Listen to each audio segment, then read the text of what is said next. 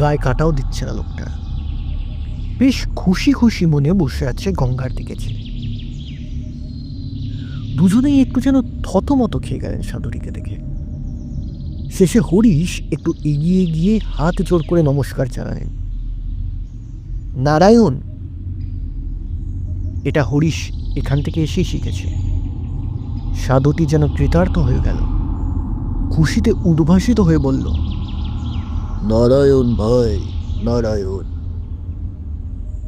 হরিশের ভক্তি হলো। সে একটু ইতস্তত করে পকেট থেকে একটা দুয়ানি বের করে দিতে গেল, কিন্তু সন্ন্যাসী বাধা দিলেন।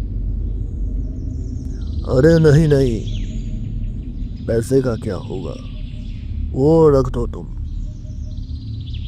थोड़ा मिठाई खाइएगा बाबा, हरीश बोले। मिठाई यहाँ कहाँ मिलता है भैया,